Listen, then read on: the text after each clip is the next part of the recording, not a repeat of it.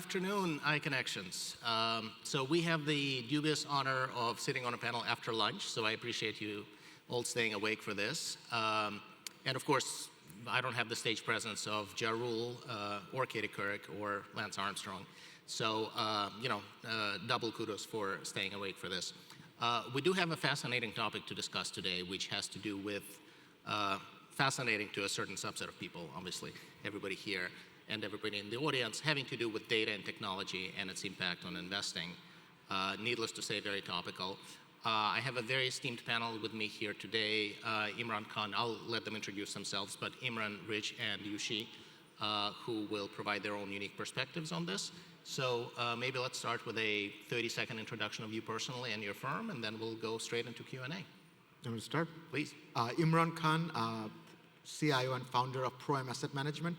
ProM is a long-short equity fund focusing on global technology. We invest tech companies anywhere in the world. Great. Rich? Hi, I'm Rich Newsom. I'm the Executive Director for Investments at Mercer.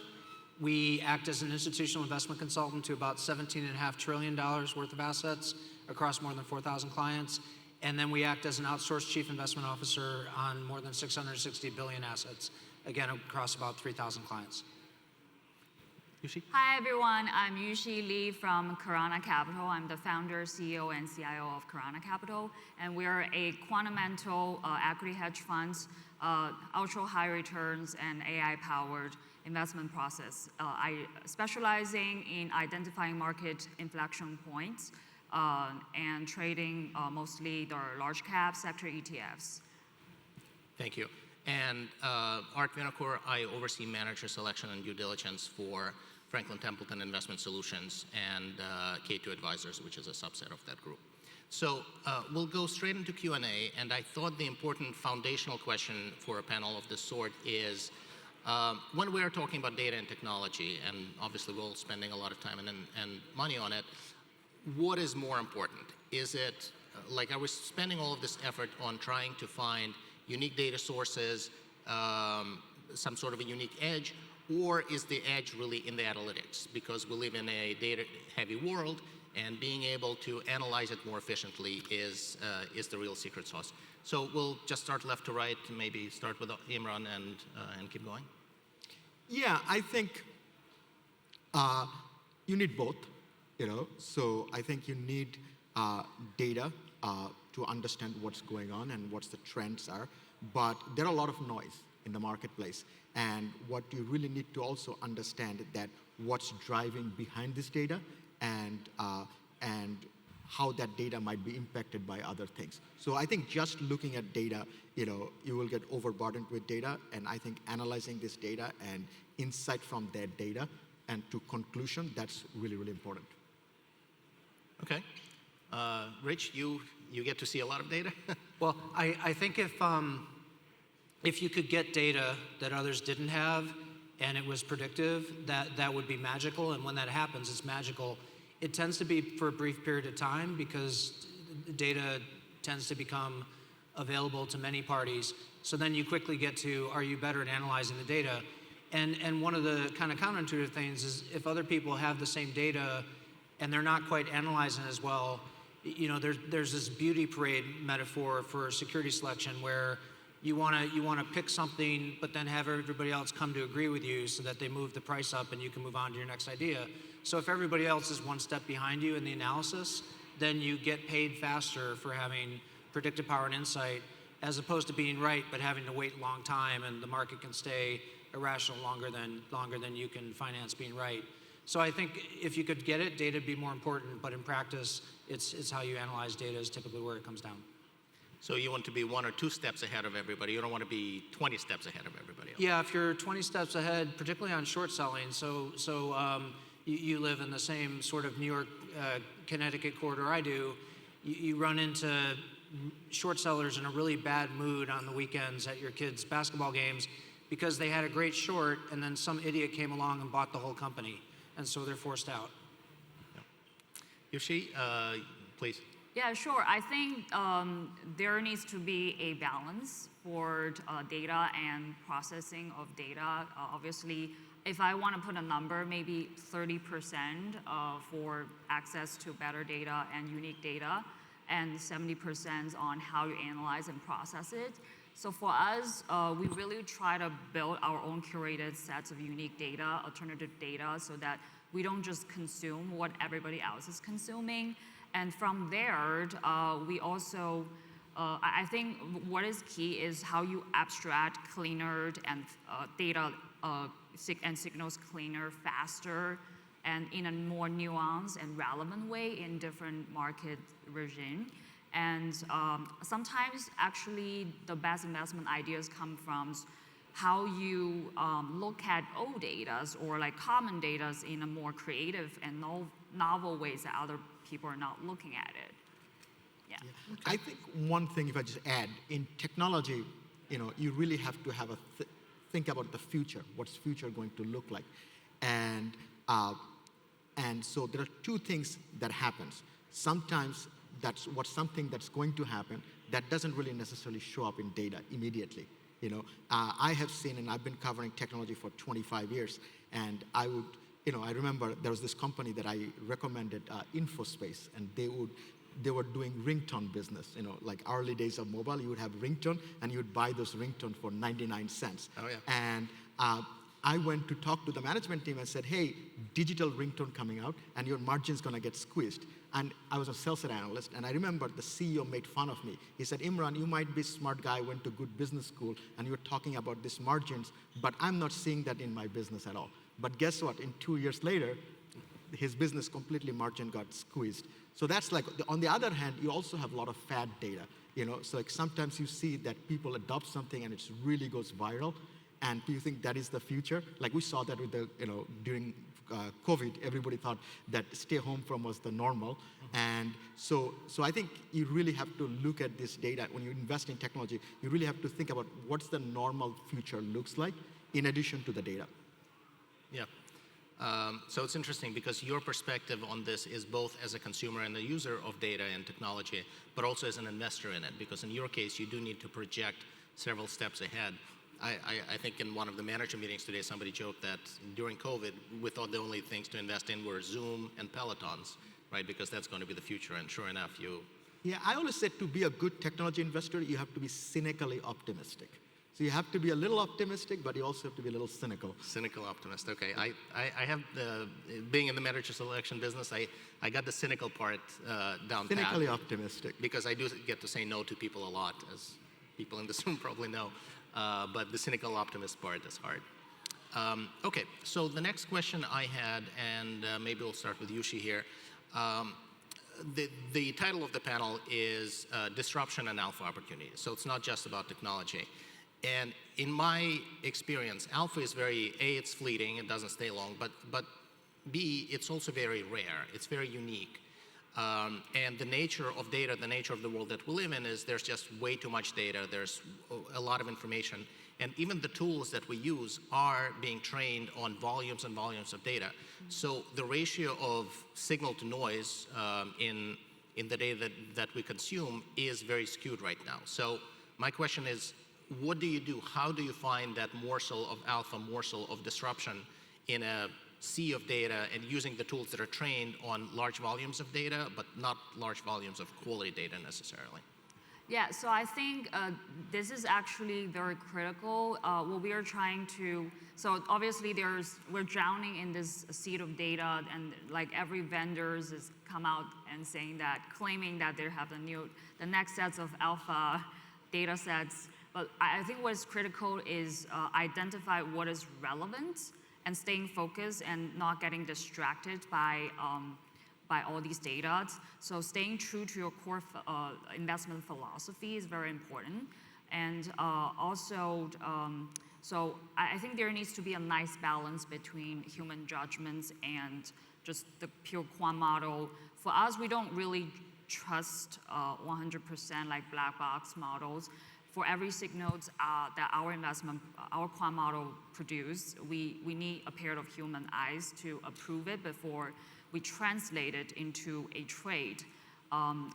Because there's oftentimes, I feel like the shift is requires more human instincts and intuitions and market experience to identify it. So what we think would be a perfect model would be a human intelligence plus machine scale and velocity. And then I think that's where our core kind of like investment goals and also what we're trying to build for improve for the future. Yeah. And again, in our seat, we get to see the full spectrum from fully systematic to fully discretionary with every flavor in between. And the answer, I think, to all of these questions is the truth is somewhere in the middle. Rich, maybe from your seat, given that you do get to see the data, you get to see the tools, but you also get to see how people actually use it across different strategies. I'll give you two quick private market examples of AI being applied in real time that I thought were really cool when I heard about them. And they both relate to deal sourcing. So in public markets, we think about alpha as beating a benchmark. In private markets, you can add value to portfolio and you can beat your vintage, your peer group meeting in a variety of ways. And one of them is by doing a better job on deal sourcing. So I met with a scientist who had gotten into plant-based protein venture capital investment, very niche. I don't know if there are any vegans in the room or vegetarians or pescatarians, but plant-based protein. And rather than employ a dozen PhD students to read academic literature and try to find intellectual property he could commercialize with an academic, he had 3 research assistants in AI scrubbing everything published that was adjacent to the space, looking for, here's commercializable IP. And the AI was predictive enough that the productivity went way up, and he created a competitive advantage in deal sourcing by using the AI to read academic literature in this particular space and training it to find commercializable IP. A much easier, faster example is in the private credit space. There's a number of private credit firms that have taken the market cap, the size in revenue of the companies to which they're lending down, because they can now screen information on those companies, not just publish financial statements, but information about competitors, suppliers, customers, get the AI to screen everything public on a company and say, this looks like a company that needs financing to grow, that fits your criteria, it's worth talking to them. And again, it's not replacing the human analyst teams that source those loan opportunities, but it's supplementing or augmenting the humans to do a better job and making it productive to talk with companies at 25 or 50 million in revenue instead of having to screen for companies with 100 million plus in revenue. So very much related to my next question, where I'm kind of literally just reading through the name of the panel, disruption. Understanding disruption, understanding when something is dislocated and there's a chance of it reverting back versus something that's fundamentally changed. Imran, as we talked about, you kind of get to see this from both sides, both in terms of using technology in your own business and investing in it. What is the role, what is the human role in being able to tell the difference? Is something a short term or a long term? Can data help, can tools help, or is it ultimately all about human judgment? I think truth is in the middle, right? So I think if you look at my investment cycle, like where the crowd got completely wrong, right? Or at least crowd got wrong in a shorter term side, stay from, like everybody will work from home. Obviously, more and more people are working on remote, but that was not 100% absolute truth. And I think very, very smart people got it wrong, right? Think about how much hiring companies like Google and Facebook and Meta has done. The second area we saw in 2000, same thing. I think right now, if you look at right now, if I want to be controversial, I think, as people are building AI infrastructure, I would be surprised if we are not overspending on building this AI infrastructure. And because the reality is, you have to always understand the human, like how their mentality works, right? So if you're a CEO of Google, if you lose AI battle, you will go known as you are the founder who destroyed the company. If you overinvest, nobody's gonna care, right? If like, oops, the way you did it in 2020. So I think there is definitely overspending because people are running for fast. And the other thing I learned, I used to be chief strategy officer of Snap, and one of the things that what I found was that a lot of times engineers are kind of single dimensional. They're really focused on doing one thing, and so hard to optimize all things. So I think, as I look at right now, I'm always asking the question that, are we investing in this AI infrastructure? at some point, I don't know exactly when, that growth will slow. And when the growth slows, what is the enterprise value of that business is, and what kind of IRR you can generate from that, So I think, and you need a human judgment on that. Okay. So that leads into yet another question, which unironically was something that was suggested by ChatGPT when I was coming up with ideas for this panel. And this one has to do with the next round of disruptions. I think we've spent a fair bit of time talking about AI, and I'm sure you've spent hours listening about it. But what is next on the horizon? And whether Yushi or Rich who wants to start, what are some of the things that you think will be the next cycle, right? Like once we're past AI, are we talking about, reemergence of digital assets, crypto? Is it quantum computing? Is it fusion energy? Is there something else, once we're done capitalizing on this AI wave, what should we be investing in 5 years from now? I mean, I would think building effective and relevant AI agents is what this industry will be trying to have a competitive edge, because now you have basically, if you have a smart enough AI agents that can replace a lot of the junior analysts' work, and you can basically expand the breadth of discretionary trading and the depth of systematical trading if you have smart enough agents. So I think that's something that at least our firm will probably invest in. Okay. I think disruption by its nature is inherently really hard to forecast. I mean, it's almost a tautology.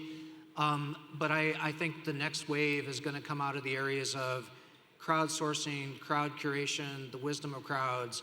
And I just invite you all to think about the power of the like button. So you're all in Manhattan. When you leave this meeting, most of you are either going to take an Uber or take a taxi. You don't even have to do the experiment in real time. You can think about your typical service experience in a taxi in New York City, maybe not so good sometimes, not so polite, not so clean. You tell them your destination and they don't want to take you there because it's too short or too far, even though that's not actually legal, all that. Whereas your Uber driver is killing themselves to get a 5-star. And if you give them a 4-star, the app immediately says, what went wrong? Like when I was growing up, 4-star was pretty good, but what went wrong? I have a friend, in terms of the passenger ratings, she can't get an Uber because her rating's so bad.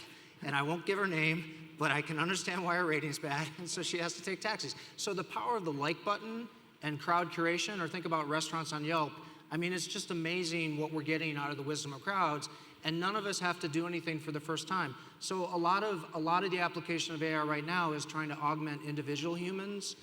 We all operate in environments where we have diverse groups of experts. We all know to ask for help from somebody we think might be more expert. But the AI is getting better at helping us identify within our internal or external networks, who do you talk to, who's smart, and they're going to be augmented by AI too. But I think the next wave of disruption, if I have to guess, it's around getting benefit out of the diversity of our experience and opinions, some equivalent to like button that we haven't thought of yet, but something that's in the area of crowdsourcing, crowd curation, and wisdom of crowds. Okay. And you don't think because it does feel like we live in that world already, and I think there's even a Black Mirror episode along those lines with individualized rankings. You don't think that the world has sort of caught up to that? I'm thinking of things like review spamming or buying reviews for your product or whatever. I don't. So I'll give you a real world application. This is free. If you take one thing from the session, we built a Yelp for strategic capital called Mercer Insight Community. And as we sit here today, there's more than 10,000 readers, mainly in-house staff at sovereign wealth funds, insurance companies, reading on it, so crowd curation from them. There's more than 300 publishers, which are Mercer, some of our direct competitors, asset managers. So it's crowdsourced, crowd curated around strategic industrial capital, new ideas for the investment space. So that exists, has existed for a few years. But there's only 10,000 readers. There's probably 200,000 people in-house at $5 billion plus asset owners that would benefit from this. And there's only 300 publishers. And you were telling me before we came up on stage, there's 5,000 to 10,000 hedge funds on the planet, probably 60,000 investment managers of some type in total. So this is free. It's been around for a while. It's economically beneficial to both sides. I'd urge you all to use it, by the way, because it'll augment you. And yet, only a tiny part of the universe is using it. And to the best of my knowledge, none of our direct competitors have tried to do the same thing. And every day that goes by, as these communities get bigger on both sides, you know, our direct competitor could have better technology, better mousetrap, but because they don't have the community of publishers and the community of users, they'll never catch up. So I see these market failings all over the place where there's a really good application of AI and only a small part of the user universe knows about it. And then the other application, which you'll appreciate, Art, my kids tell me all the time, you know, I ask them some question, Dad, you just use Instagram for that, or Snapchat, or, okay, I do know what those are now, but I didn't, you know, 3 years ago when they first made fun of me for being a boomer, which I'm not. So can I Please. add in? So I think next 5 to 10 years is going to be pretty fascinating because this is the third platform shift we're going through. So if you look at, first one was, in my lifetime, was internet. People were building website. Now you have this, then we went through apps, you know. Ultimately, the best way to make money is when there's a new platform come out that fundamentally disrupt a large industry with big GDP. So where that's are. So how healthcare delivery services work. I think this is a massive opportunity. A lot of people die, not because that we don't have a treatment, but we don't catch them earlier. So healthcare delivery system. Digital workforce, huge opportunity. I think Yushi talked about the agent, but the robotics, incredible amount of stuff that I'm seeing right now. Third is transportation. It's a gigantic space that AI is going to fundamentally change it. Fourth, space. You know, so these are the 4 big areas that I think pretty incredible opportunity. And then if you want to add fifth one, will be fintech, because the banks like JP Morgan and will get disrupted the way they operate, and I think we're going to see that happen. Okay. I think the importance, some of the things Rich was talking about, the importance of information and information overload that we live in, it's not just about having access to data, it's having access to curated data, right? So in your case, it's 300 high-quality writers, and you know, reviews and likes are not given by a bot farm in somewhere in Southeast Asia. They're actually created, you know, that content is supplemented by people that actually have both an edge and some sort of value add to that. And you know, applying that logic to all the other sectors that can be disrupted, at the end of the day, content experience and expertise and subject matter knowledge is important, right? To the extent the AI can be a disruptor there, it needs to be trained not by the large crowd of people. Like if you want your surgeon, robot surgeon to be trained, you don't want it to be trained by everybody, you want it to be trained by other doctors. And to me, that kind of bleeds into the fact that at some point you do need to wall things off a little bit to, yes, crowdsource, but crowdsource off of the basis of knowledge and experience. Yeah, because I think, you know, a lot of the AI agent going to spread fake rumors too, right? And I think cybersecurity point, that's going to be a very, very interesting. How do you protect that? But here's an interesting thing that, you know, a sizable number of doctors are colorblind. And when a radiologist get their things, they don't catch it. So AI is going to be very powerful to catch, you know, on the radiologist side of the area. There's just so many areas like that. A lot of the surgeons who are older, you know, machine going to do a better job participating in that. So I think, you know, from an investment perspective, you know, listen, I cannot predict what's going to happen this year, interest rate hike, or next year. We'll see how that plays out. But the fundamental, many industry will be disrupted over the next decade, and that's going to, and the dislocation is great for investing, right? You could get opportunity for both sides. Excellent. So I know we're running down on time, and I did have the idea for a lightning round. Oh, no. To go around and ask. Unfortunately, we have a few minutes. So the question is this: can you share with this group, realizing that some of them are your competitors, can you share with them the one secret weapon or one tool or one technology that you have that makes your life easier, whether it's your personal life or makes your professional life easier, a source of alpha, a source of edge, a source of extra time for you? And usually maybe we'll start with you and then we can. Yeah, sure. As a high-performing hedge fund with over 80% win rates, we obviously have some secret weapons. Of course. One of our secret weapon is we have our proprietary sentiment analysis tool where we curated over 600 market language KOLs, and then we weighted within our in-house database based on their predictive power, and then we combine that with our alternative data that through human interactions, which some of the things that machines will miss, like tone shift or like invasiveness or body language. Those data will form some of our fundamental analysis, and will combine with the sentiments that we collected from the KOLs to inform our investment decisions, to see if we're going to take a contrarian approach at certain inflectional points of the markets. Yeah. Excellent. Rich? So I'm going to plug the Mercer Insight community again as a way of augmenting your own performance. If you're in a generalist marketing sales role, or you deal with an investment committee, you deal with a board, you deal with clients and prospects, if you're trying to get smart or up to speed on things that they might ask you about, the Chinese property bust, AI, cat bonds, whatever you think might come on the agenda that you're not deep and expert and current on, you can use the crowdsourced, crowd-curated intellectual capital to get smart on that really quickly. I used it shamelessly to prep for this panel this morning, and I also used it to prep for a private markets panel I did 4 hours ago. I had AI pick the articles to read, I had AI summarize the articles, and then I used the summary to pick 1 or 2 articles to read cover to cover. And to Art's point, I'm not working off retail things or stuff that's aimed at a 6th grade reading level from journalist outlets like Wall Street Journal, Financial Times, and so on. I'm dealing with expert intellectual capital, written by experts, curated by experts for a CFA, MBA, PhD level. So if you're in that kind of role, you can enhance your productivity. If you're just trying to sell stuff, get your PMs to publish their blogs, their webcasts, their TV and media appearances, their white papers on that, because those users like me are using that to find who's smart on this topic. And then if they want to invest, they'll want to talk to that person and go from there. So it's a way to augment performance in our geeky, nerdy space where we can barely explain to our kids what we do, but you all work in that space, and so I hope it'll be useful to you. And it's free. So I'm always looking for what will trigger a step function change in a company, because that creates disproportionate opportunity. And what we have created these 38 different components that we look at, 38 different analytical signals. So all the data we get from all sorts of different places, we look at it, how that fit into in our analytical framework. And that has been very effective for us to narrow down where we want to focus on and where we want to.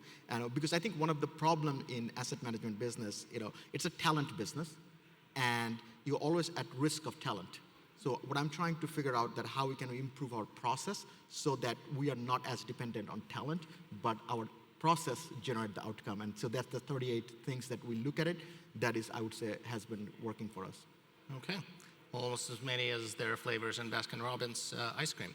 I mean, for us, just to make a plug for what we do, I think note-taking has been revolutionized. Our work is all about speaking to smart managers, speaking to clients, and being able to automate some of that note-taking, to summarize it, distill it, and have it accessible for future use. That's been a life changer. And again, we're in year 1 of what sounds like is going to be a multi-year, if not a multi-decade evolution, not just in our small part of the market, but in the world overall. With that, look, I want to thank my fellow panelists for this wonderful presentation. I don't know if anybody has any concluding remarks. For me, I just want to say thank you to the audience for staying with us. I only counted 17 yawns as part of this presentation, so I think for a crowd this size, it's actually very impressive. Any final words? I have one thought. I think when I spend time with AI scientists, I think the attempts to humanize AI, think about it in terms of human reason and so on, I think that's a big mistake.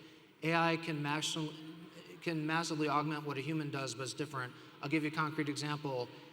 AI can beat any of us in chess. AI beats Magnus and Carlsen and so on. It doesn't take the delight in beating me that my sons take when they beat me in chess. Like, it is a different process. And more practical application, AI is really bad at finding problems in data where a human would say, that outlier doesn't look right. That's probably a problem with the data as opposed to signal. It'll be interesting to see how quickly AI solves that, or we come up with a workaround to help AI solve that. But right now, AI is too literal, and that's a big problem and creates a big space for human judgment to come in on top. Yeah, if we finish this panel on a comment that human judgment still matters, I think that's a good point to end here. So again, thank you everybody, and enjoy the rest of the conference. Thank you.